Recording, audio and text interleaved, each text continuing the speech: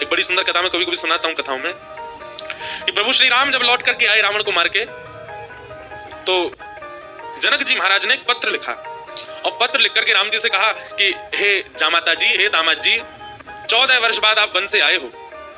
आप में तो जनकपुर के लोगों के प्राण हैं ही, परंतु हमारी लाली जो है जानकी, वो तो हमारी प्राण ही है। समस्त जनकपुर वासी आप दोनों युगलों को कुछ दिन के लिए जनकपुर बुला रहे हैं कि आप कुछ दिन आराम करने आओ, 14 वर्ष वन में रह के आए हो। और आप अकेले नहीं आवे, अपने तीनों भैयाओं को, तीनों लालियों को और अपनी समस्त सेना हनुमान जामवंत सहित सबको लेकर के आप जनकपुर आइए कुछ दिन आराम करने, हमको कुछ दिन सेवा करने दो, आपकी मेहमान नवाजी करेंगे आपकी। कुछ दिन के भ्रमण के लिए आप लोग जनकपुर आ जाओ।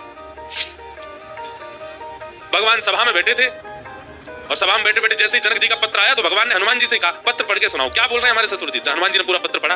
बोले, भगवान, हे प्रभु श्री राम, आपको, पूरी सेना को, हमारी मैया को, तीनों भैयाओं को, तीनों भाभियों को, सबको जनक जी बुला रहे हैं जनकपुर कुछ दिन आराम के लिए। सब बंदर उछलने लगे। बोले, जय हो, बढ़िया भयो, अब आनंद आएगा, जनकपुर में जाएंगे हम सब, अपने हाथ पांव दबाएंगे, बहुत युद्ध करके आए रावणों से, रावण की सेना से, और बढ़िया मालपुआ खावे को मिलेगा। राम जी की बारात में तो हम नहीं जा पाए थे, पर बारात की चर्चा हमने सुनी थी, वहां तो भैया बड़े पकवान बने थे, हम सब जाएंगे। ब्राह्मण सारे वानर इतने ज्यादा उत्सुक हो गए, हम सब जाएंगे। वानरों की उत्सुकता देख करके राम जी बोले, शांत हो जाओ भैया।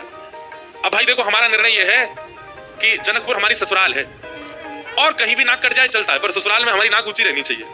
बाकी बानरों से हमारी प्रार्थना, आप तो यही सरजू जी के तट पे अयोध्या में ही रहो, आप लोग मत चलो।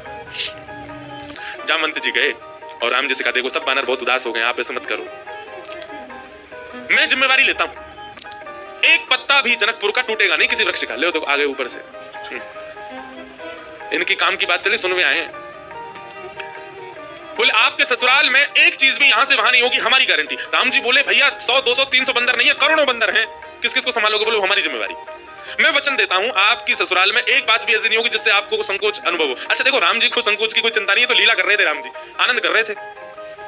जामवंत जी बोले, सब बानरों की जिम्मेवारी मैं लेता हूं।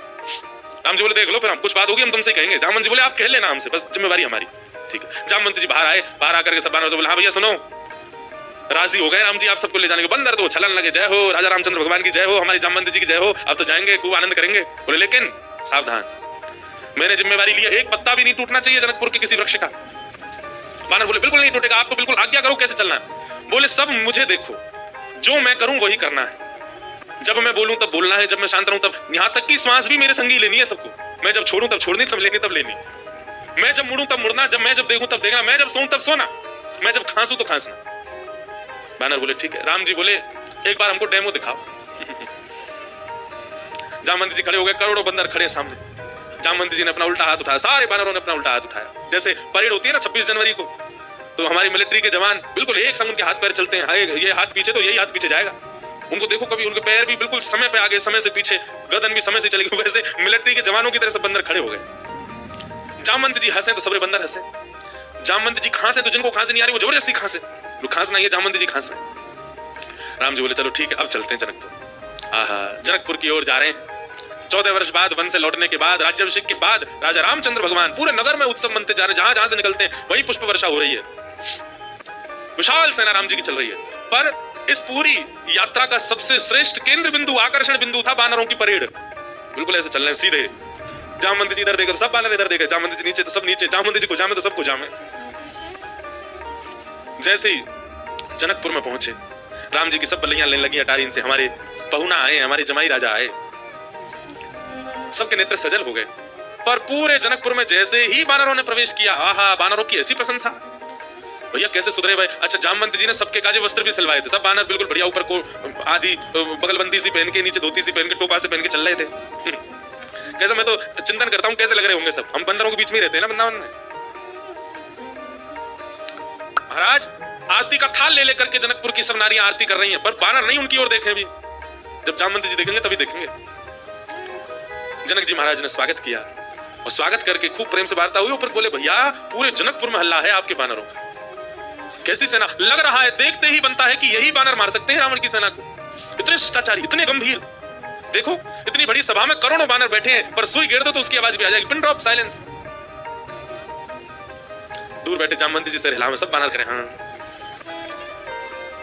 अब आप बहुत दूर से चल के आए हैं, सबकी प्रसाद की व्यवस्था है। हाँ भाई, सब बानरों के आगे चौकी लगाओ, पहली बार बानर चौकी पे बैठ के पाएंगे। चौकी पे बैठ गए, चौकियों के आगे दूसरी चौकी, चौकी के ऊपर सोने की थाली, चांदी की कटोरी, आहा क्या बढ़िया। सब बानरों की थाली, पहली बार बानरों के आगे थाली लगी है। लेकिन बानर थाली में नहीं देख रहे हैं, सब जामवंत जी को देख रहे हैं। पनीर की सब्जी आई, काजू की सब्जी आई, ये सब्जी आई, मिष्ठान आए, पूड़ी आई, 5 प्रकार की पूड़ी आई, रोटी आई, चावल आए। बानरों का स्वभाव क्या है? आप केला भले हाथ से दो लेकिन फिर भी छीन के लेगा। बानर का स्वभाव होता है, उसका छीनने का स्वभाव होता है। पर सारे बानर ऐसे बैठे जामवंत जी को देख, टेढ़ी टेढ़ी नजर करके देख तो रहे थाली में क्या क्या आ रहा है। लार टपकती जा रही है लेकिन नहीं, जामवंत जी जैसे कहेंगे वैसे खाना है। सबको फल दिए गए, फलों में सब फल अमनिया करके दिए, आम सबको साबुत दिए गए, सबकी थाली के आगे आम रखे गए, सब बिल्कुल थाली हो गई। जामवंत जी महाराज ने सब बानर की ओर देखा, सब बानर बिल्कुल जामवंत जी को देख रहे थे। जामवंत जी ने हाथ में जल लिया, अन्नपूर्णे सदापूर्णे, सब बानर बोल रहे अन्नपूर्णे सदापूर्णे। थाली के ऊपर 4 बार घुमाया, सब बानर घुमा रहे हैं। आचमन किया, सब बानर आचमन कर रहे हैं। जनक जी बोले राम जी मान गए आपकी सेना को, क्या अद्भुत बानर है सब। राम जी बेचारे धीमे धीमे पा रहे, बोले बस इलाज बची रहे जितनी देर है। प्रसाद पाने लगे बिल्कुल वैसे, अगर दाल चावल पा रहे हैं जामवंत जी, सब दाल चावल ही पा रहे हैं। जितनी दाल जितनी सब्जी डाल रहे हैं उतनी डाल रहे हैं। अद्भुतता थी देखने में। थोड़ी देर पाने के बाद जामवंत जी की दृष्टि पड़ी आम पे, जैसे आम उठाया सब बानरों ने एक संग आम ही उठाए। जामवंत जी घुमा के देखें, सब बानर घुमा के देखें। जामवंत जी ने जोर से आम दबा के देखना चाहा कितनी गुठली है इसमें। अब वो आम ऐसा था कि जैसे नेक दबाया तो गुठली उछल गई उसमें से।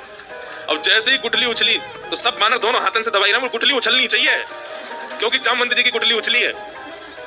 अब सब बानर जैसी आम दबा में सबकी गुठली उछली। गुठली के उछलते ही जामवंत जी बोले इन हाथों से मेघनाथ निकल के नहीं भाग पाया, इन हाथों से रावण निकल के नहीं भाग पाए, छोटी सी गुठली भाग गई।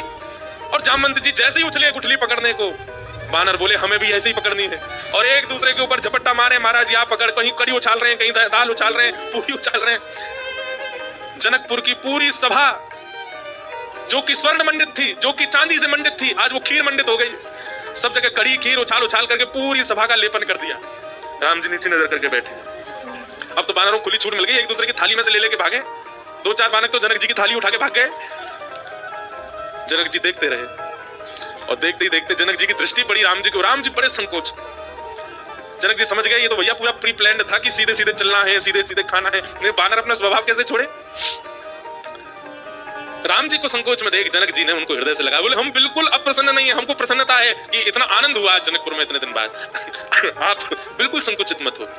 लेकिन सबसे ज्यादा संकोच हो रहा था जामवंत जी को। मैंने जिम्मेवारी ली थी और मैंने बिगाड़ दिया सब काम।